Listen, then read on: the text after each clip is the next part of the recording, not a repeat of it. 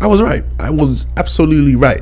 When I was watching these panels in this manga, when Naruto was obviously fighting Delta when he first started, I thought this actually looks like Dragon Ball Z, and this got confirmed because the drawer Ikemoto basically said that he takes references from Dragon Ball Z and other battle anime or manga, right? And then after I saw this, I thought, wow, yeah, this is basically Dragon Ball Z because of the way these people are tossing each other into rocks and stuff, right?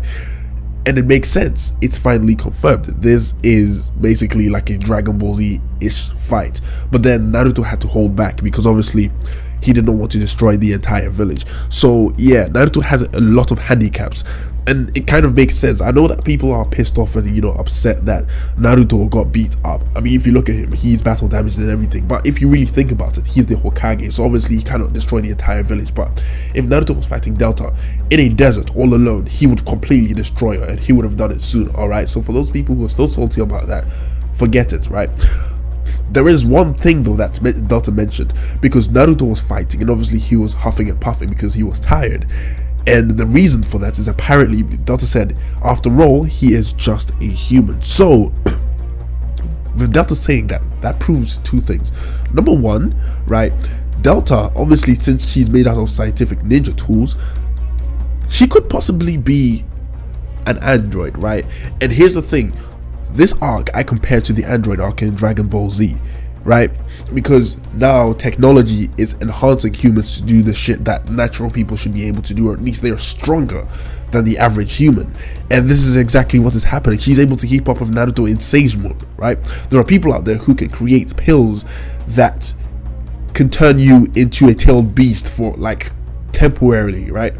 And that's just technology. So technology is taking over the ninja world, and people are achieving what a normal ninja would take years of hard work in order to attain in just seconds by just ingesting pills or modifying their body. So by Delta saying Naruto is just a human being, that proves that she has been altered to the point where she can actually keep up with Naruto, because after the fighting, Naruto was huffing and puffing, Delta wasn't huffing and puffing, she wasn't panicking, right? So technology definitely will overpower ninjas at some point, and this is like the android saga for Naruto basically.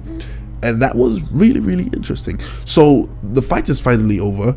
Naruto transforms back into his normal state, and for some reason, why I don't understand is this, right? So why does he always transform straight into his Biju mode whenever he starts a fight with anyone? I don't understand that. I mean, Delta is, she's from Kara, but she's probably not top tier, right? So it's like, you didn't even know if this person was top tier or not. You didn't even know who Delta was, and you went straight into your battle mode. Doesn't make sense to me. Why at least test the surface of the water, at least test her power first and see what stage she's at, and then obviously change into your power mode or battle mode or whatever. But he didn't do that. So here's the thing that I was hoping for in this fight.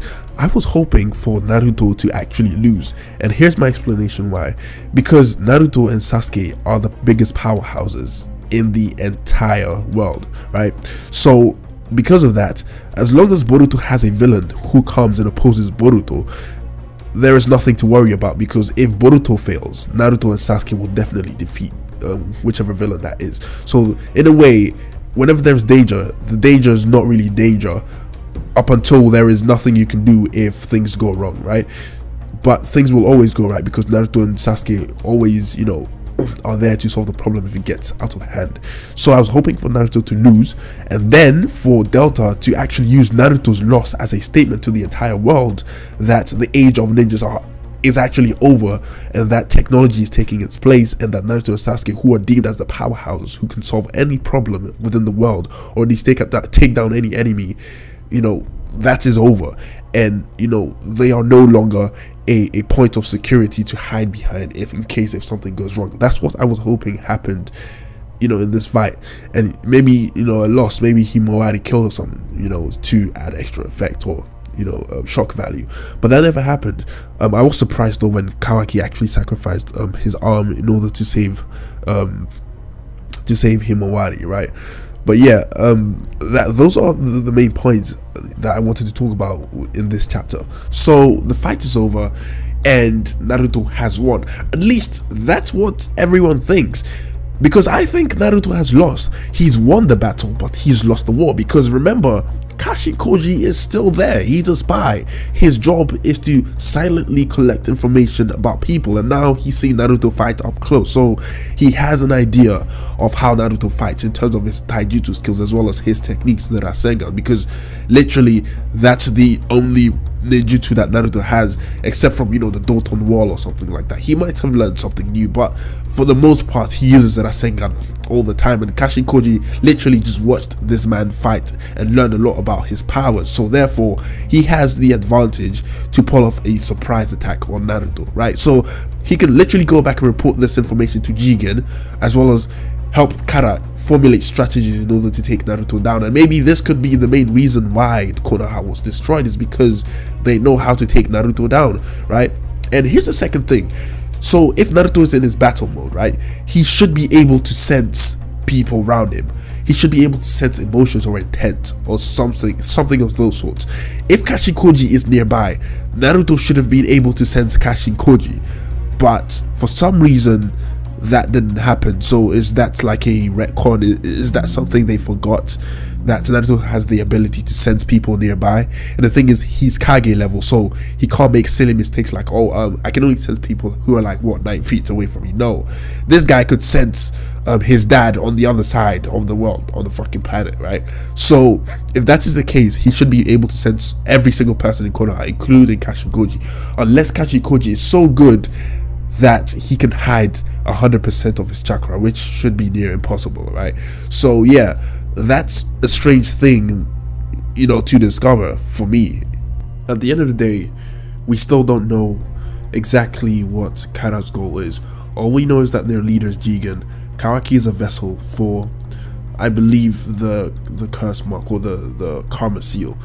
And the question is, what are they going to do with the karma seals? Because Jigen seems to have one, right? So if he needs Kawaki to carry a karma seal, what is the goal at the end of the day? We still don't know that. And is Kashikoji even part of Kara, as in, like, is he like a double agent or not? We don't know that either. So who knows? If he is a double agent, then that would kind of make sense why Naruto should be able to detect him, and probably has, but hasn't said anything, because he knows Kashikoji is just doing his job, pretending that he's spying on him whilst he is low-key working for Konoha. That could basically explain the Rasengan and all that stuff.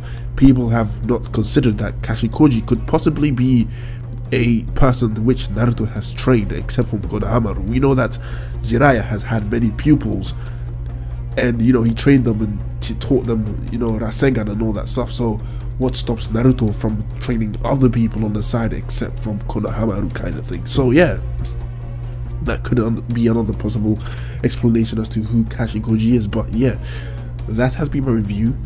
I talked about the most important points instead of just rambling, so I want to know yours in the comment section, so leave it there. And with that being said, I have some videos at the end which I want you guys to watch. I have nothing more to say. Thank you for watching, and bye.